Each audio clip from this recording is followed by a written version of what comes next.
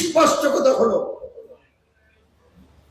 কোরআন বিরোধী কোন সংবিধান মেনে নিলে, কোরআন বিরোধী কোন সংবিধানের আনুগত্য স্বীকার করলে, কোরআন বিরোধী কোন সংবিধানের ধারক বা নেতা বা সরকারের আনুগত্য স্বীকার করলে এক নম্বরে আল্লাহর প্রতি ঈমান বাদ হয়, থাকে না। দুই নম্বরে ইসলামের সাক্ষ্য অঙ্গীকার আশহাদু আল্লা ইলাহা ইল্লাল্লাহ এইটাও থাকে না। তিন নম্বরে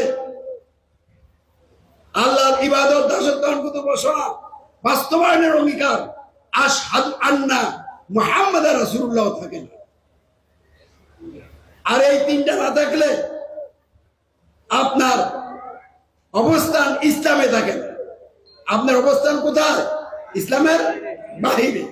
তো ইসলামের বাইরে থেকে আপনি নামাজ পড়বেন, রোজা করবেন, আমল করবেন এবং এই আমল দিয়া জান্নাতে যাবেন এবং হুজুররা জান্নাতের ফায়সালা দিয়ে দিব, এগুলি কি ইসলাম না জাহেলিয়া?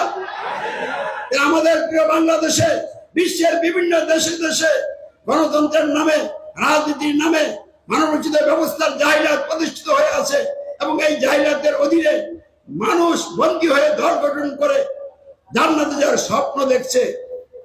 এগুলি ধর্মীয় জাহিলিয়াত।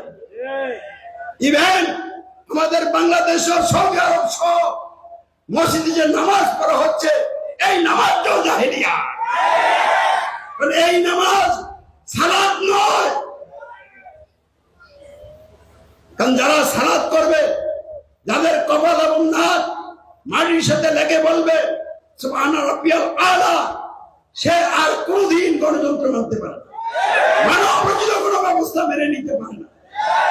আপনারা নামাজও পড়েন, গণতন্ত্র করেন, তাহলে আপনাদের এই সালাত, এটা কি কোরআন যে সালাতের কথা বলছে ওই সালাত? ওই সালাত করতে হলে প্রথম দেখতে হবে ইমাম সাহেবের ঈমান আছে কিনা। আমাদের বাংলাদেশের এবং সৌদি আরব এবং পৃথিবীর বিভিন্ন মসজিদের যারা ইমাম সাহেবরা আছেন, তারা কি তাদের দেশের সমাজে রাষ্ট্রে যে ব্যবস্থা প্রতিষ্ঠিত, যে সংবিধান প্রতিষ্ঠিত, আল কোরআন বিরোধী সংবিধান, এসবের বিরুদ্ধে বিদ্রোহ ঘোষণা করেছেন? তাহলে তাগুতের বিরুদ্ধে বিদ্রোহ না করা পর্যন্ত কেউ কি ইমানদার হতে পারে? তাহলে ঈমান শূন্য অবস্থা আপনারা আছেন এবং এই ঈমান শূন্য অবস্থা আপনারা মসজিদের ইমাম হয়ে ইমামতি করছেন। এটা কি ঈমানের তাগিদে ইমামতি না পয়সার জন্য ইমামতি? তাহলে কোন মসজিদে সালাত হচ্ছে না। এই নামাজটা এটা ইসলামের বিধান না, এরকম বিধান ইসলাম করতে পারে নাই। তাহলে নামাজটা কি এখন সমাজে যেটা আছে এটা ইসলাম? এটা ইসলাম না, এটাও কুফরি নামাজ, শিরকি নামাজ।